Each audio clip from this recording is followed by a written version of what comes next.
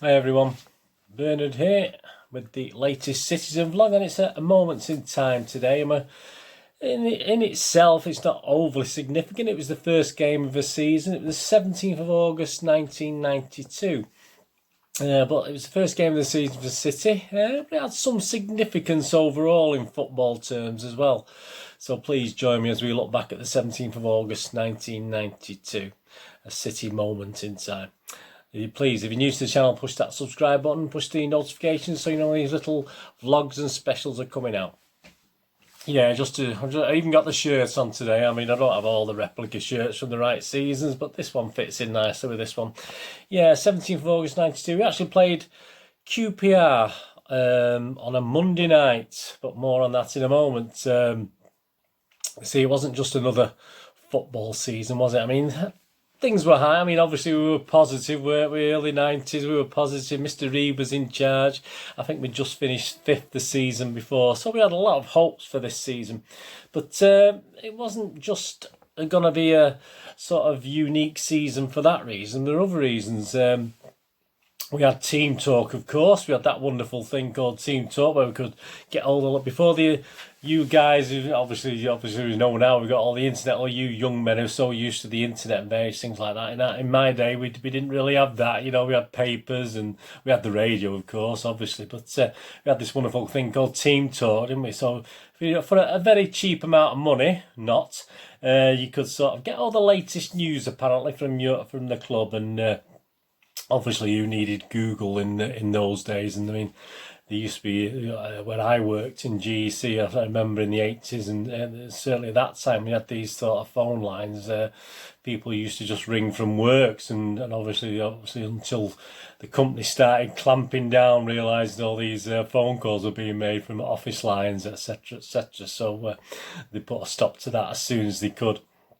Yeah, so City, we didn't have a team, so we didn't just we had a new Magic Man as well, just joined us at Maine Road. Yeah, I mean, long before El Mago, long before Mr. David Silva, we had another Magic Man, yeah, and he went by the name of he came from Oldham, and yeah, the images are on there now, and his name was Rick Holden, so he was the original Magic Man. Yeah, he did produce a little bit of magic now and again, didn't he? We'd had a tour, obviously. Originally we went over to Ireland. We ended up playing Celtic, and yeah, so defeat by Celtic was a blip. Obviously we were triumphant in Italy because we managed 3 draws and 1 defeat, which was a triumph for City. Obviously at the time,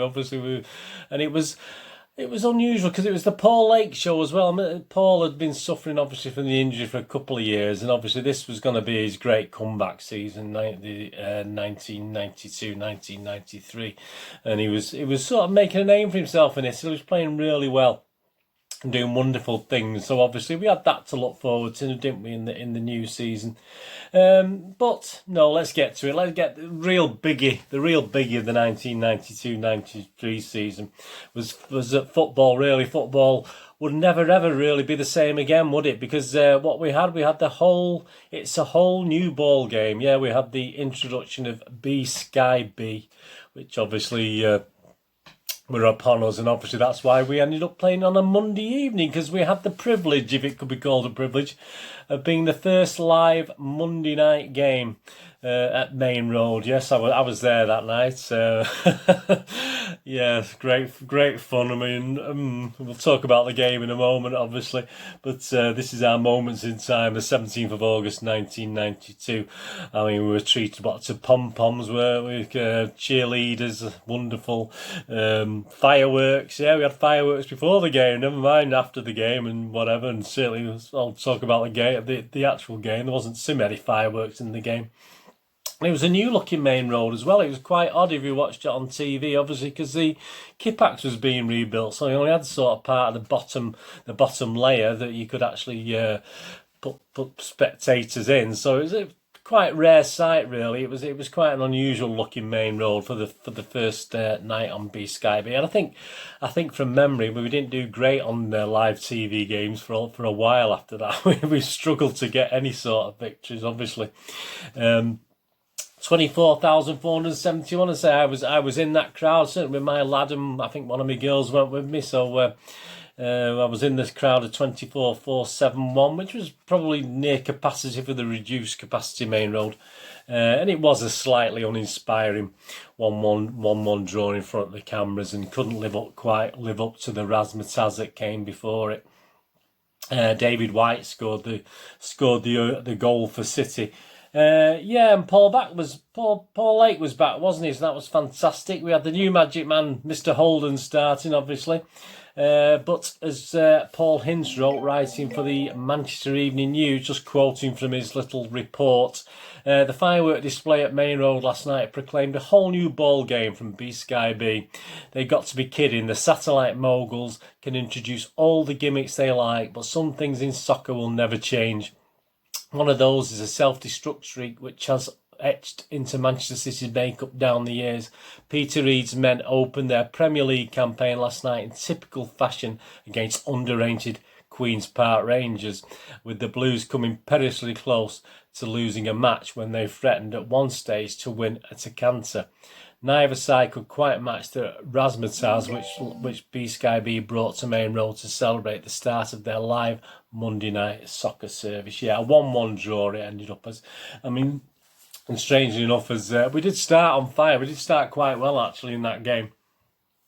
And it was actually Tony Colton who was our man of the match by the end, and actually got in the ratings in the form game, was scored 9 out of 10. Bit of an average display from Mr. Lake. And as we know, and we're not going to talk about it today, but the next game away at Middlesbrough, within 8 minutes, he was carried off the pitch. So, there you go. That just sums up, really, obviously, the time Paul Lake had after that terrible injury, didn't he? Summarising the game, Peter Reid's view, obviously had Reid's view in the MEN. It was a fast and furious game which must have entertained the fans. My players were disappointed because they went up off the boil after the interval, after they had looked in control. But don't underestimate Rangers. They upset a few good sides last season, and it's easy to see why they raised their game in the second half. And in the end, we got exactly what we deserved. A draw. The most satisfying aspect of the game from our point of view was that Paul Lake back in action, temporarily anyway. He got tired late on, which is understandable after being out for 2 years, but you heard what our fans think of him when I brought him off. All he will need from now on is some games under his belt. Obviously, yeah, he got a fantastic reception that night from the City fans. Interesting, other scores from the opening week. Obviously, we were the last game to be played, I think. So other scores from the opening weekend, just as a matter of interest, from August 1992. Arsenal 2, Norwich 4. Chelsea 1, Oldham 1. Coventry 2, Middlesbrough 1. Crystal Palace 3, Blackburn 3. Good game there. Everton 1, Sheffield Wednesday 1. Some great teams in this inaugural season of B-Sky B, wasn't there? Ipswich 1, Aston Villa 1. Leeds 2, Wimbledon 1, Sheffield United 2, Manchester United 1, and Southampton 0, Tottenham 0. So some great scores and some great teams. So the whole new ball game was underway, wasn't it? Football would not quite ever be the same again, would it? From that point of view. For City, well, I think Paul Hince stated it quite well there, didn't he? Some things in soccer will never change. For City, this was as ever prophetic as the glitz, the razzmatazz of August 1992 would soon lead, obviously, as we all know, to a City decline.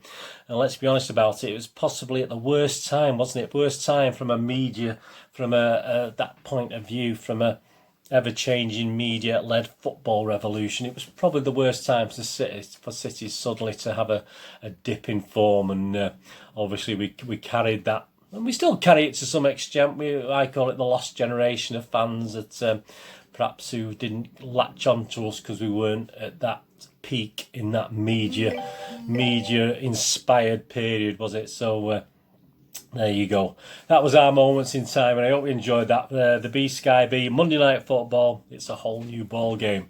17th of August 1992. Manchester City 1, QPR 1.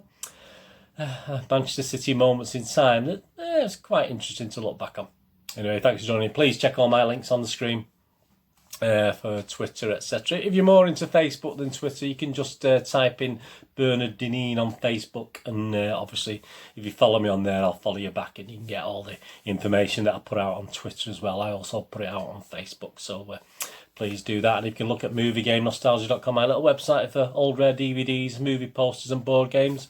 Thumbs up to you, absolutely fantastic. Anyway, please hopefully you can join me again for another Citizen vlog, past or present. This was obviously a past one, wasn't it? So I hope you enjoyed that. Any memories you've got, please let me know in the comments of any memories of that, and especially the fireworks, which were probably as rubbish as fireworks ever are. I thought the cheerleaders was quite pretty. Yeah, they're not too bad at all. But Crystal Palace still do it, don't they, now till now? But obviously the rest of us have sort of gone back to the normal football related things. Anyway, thanks for watching today. Let me know in the comments what you think. Whatever you do the rest of the day, have a great one. Look after yourselves, look after your friends, look after your family, and more importantly, let's all look after each other. And hopefully you join me again for another Citizen vlog, past or present, very soon. This is Bernard saying goodbye for now. Thanks for watching.